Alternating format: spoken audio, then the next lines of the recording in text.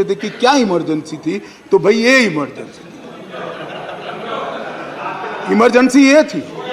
और मान्यवर, अगर ये न करते तो सारे घोटालों की फाइलों को गुम करने का एक नया घोटाला रजिस्टर करना पड़ा, और इसलिए इमीडिएटली ऑर्डिनेंस लाना पड़ा जो संविधान सम्मत है। संविधान में ऑर्डिनेंस की व्याख्या और अधिकार ऐसे स्थितियों के लिए ही दिए गए हैं, और सबको मालूम है जब ऑर्डिनेंस लेकर आते हो तो 6 माह के अंदर या सबसे पहले सदन के अंदर, जो सदन जब मिलेगा तब सदन के सामने रखना पड़ता है। तो आज मैं लेकर आया हूं। अब इसमें गैर संवैधानिक क्या है भाई, बताओ तो। इतनी सारी 5 घंटे से चिल्लाट करते हैं, इसमें गैर संवैधानिक क्या है? क्या प्रीपेड?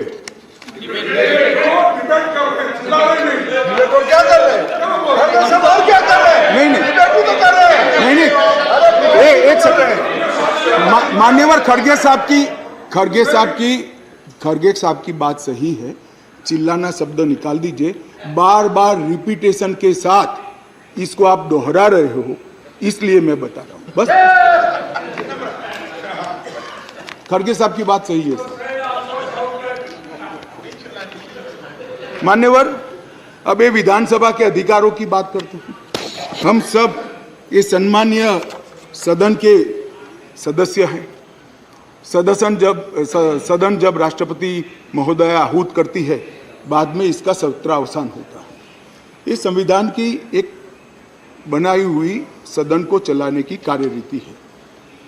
इस पूरे देश में एक ही असेंबली है जिसका सत्रावसान ही नहीं हुआ ना, सत्रावसान होता ही नहीं। स्पीकर साहब सदन को मुलतवी करते हैं, और फिर जब बुलाना है, राजनीतिक भाषण करना है, तब सदन को बुलाकर 3 घंटे चलाकर फिर से बंद कर देते हैं। दिल्ली असेंबली ऐसी है जिसका आज तक सत्रावसान ही नहीं हुआ है। मान्यवर, आप मुझे बताइए, ऐसे चल सकता है? माननीय अध्यक्ष जी, विधानसभा के rules of procedure and conduct of business 1997 के नियम 70 में विधानसभा अध्यक्ष को सदन को स्थगित करने का अधिकार दिया है। ये अधिकार इस तरह से देश के किसी भी असेंबली के स्पीकर ने नहीं उपयोग किया है। मैं इस पर कोई टिप्पणी करना नहीं चाहता। अगर उचित है तो कांग्रेस पार्टी ने जरूर इसका समर्थन करना चाहिए कि भाई विधानसभा को या संसदों को स्थगन कर ही चलाना, कभी सत्रावसान नहीं करना, वो सेशन में ही रहेंगे। अब सेशन में ही रहेंगे तो कानून कैसे बनाओगे? अब कैबिनेट बुला ही नहीं सकते हो। इसलिए क्या स्थिति है समझिए साहब। 2020 में सत्र की संख्या कितनी हुई दिल्ली के? 1 बजट सत्र। 2021 में कितनी? 1 बजट सत्र। 2022 में कितनी बार सदन बुलाया गया है? 1 बार बजट सत्र। 2023 में कितनी बार सदन बुलाया गया? 1 बार बजट सत्र।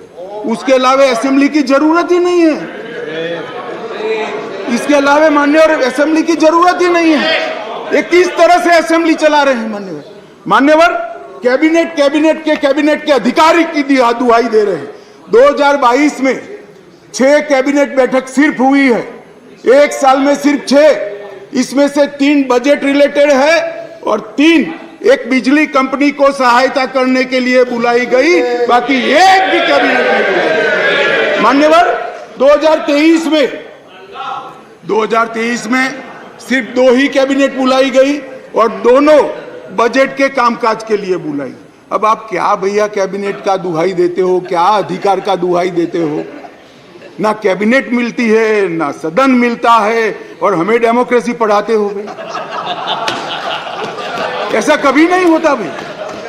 ये जो कहते हैं ना कि क्या विशेष हुआ था, इसलिए मैं समझाता हूं मान्यवर क्या विशेष। मान्यवर, IRTS, AIIMS, Delhi metro, IIT Delhi, UR जैसे ढेर सारे योजनाओं का क्लियरेंस न मिलने के कारण ये इंस्टीट्यूशन और ये डेवलपमेंटल काम दिल्ली की जनता को नहीं मिल पा रहे हैं। वो राजनीतिक रूप से रोक कर बैठे। 5G टेक्नोलॉजी लाने का रास्ता मोदी जी सुगम करना चाहते थे।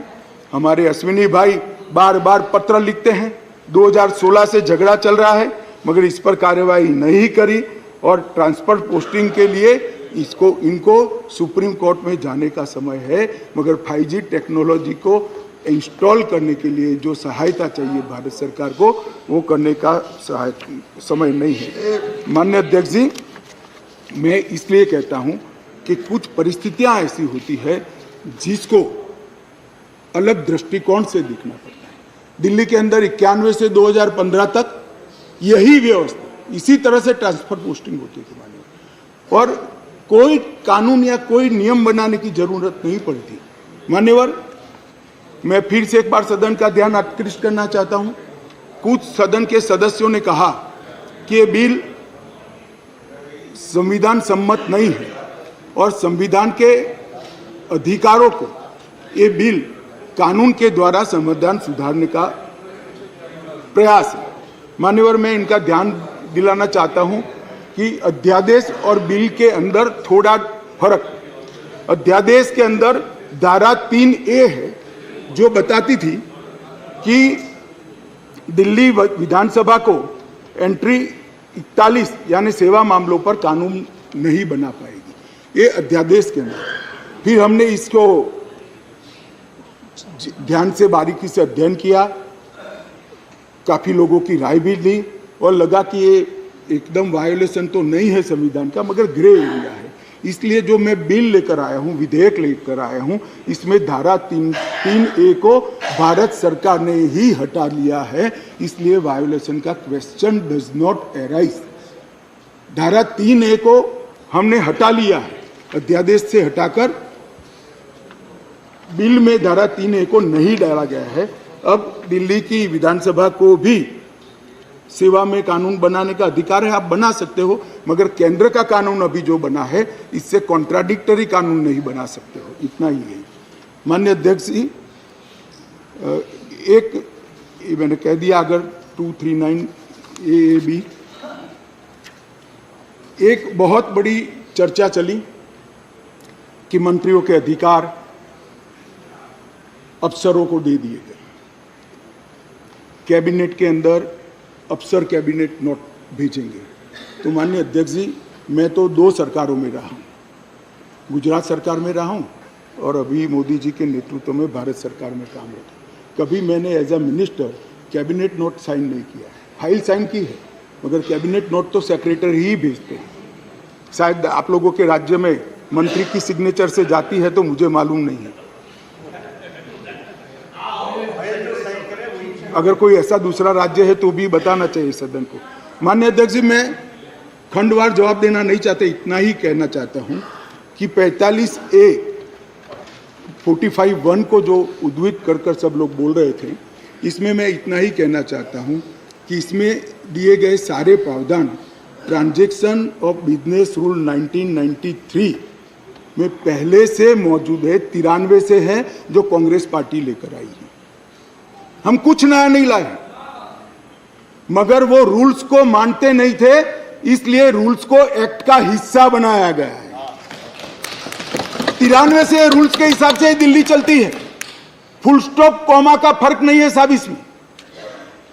ट्रांजैक्शन ऑफ बिजनेस रूल 1993 जो है, जो कांग्रेस पार्टी ने बनाए थे, उसको ही हम एक्ट में आमेज किए हैं और इसलिए करने पड़े हैं कि एक ऐसी सरकार चुनकर आई जो रूल्स को मानती नहीं है, इसलिए एक्ट में डालना पड़ा। मान्यवर, ये सारे अधिकार जो है, अधिकारों का बंटवारा है, कार्य विभाजन है और कार्य पद्धति है, ये सारी की सारी कांग्रेस पार्टी ने बनाई है।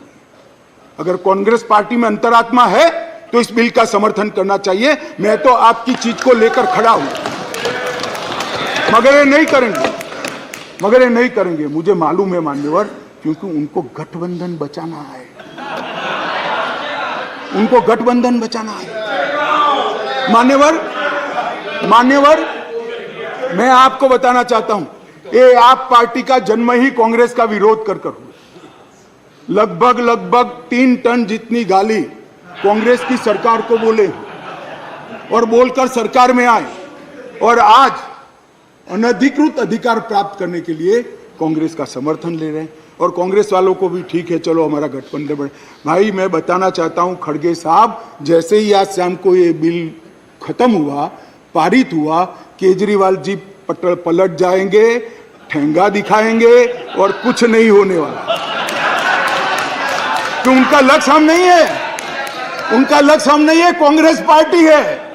जरा इनका चुनावी इतिहास देखिए, उनका लक्ष्य आप हो, वो आपको नहीं छोड़ेंगे। खैर वो आपको देखना है। और माननीय अध्यक्ष जी, ये सारे लोग सिद्धांतों की मुझे दुहाई दे रहे थे। मैं पूछना चाहता हूं, तृणमूल कांग्रेस और कम्युनिस्ट पार्टी आज एक मंच पर है, किस सिद्धांत के तहत है? जरा बताइए तो मुझे, किस सिद्धांत के तहत है? पूरा जीवन एक तृणमूल कांग्रेस पार्टी का जन्म ही कम्युनिस्टों का विरोध करते हुए हुआ है। कांग्रेस पार्टी से वो इसलिए अलग हुए, कांग्रेस पार्टी से इसलिए अलग हुए कि नरसिम्हा राव जी ने कम्युनिस्ट पार्टी से हाथ मिला लिए और आज सत्ता प्राप्त करने के लिए वो इनके साथ बैठे। एक कांग्रेस पार्टी और कम्युनिस्ट पार्टी केरल में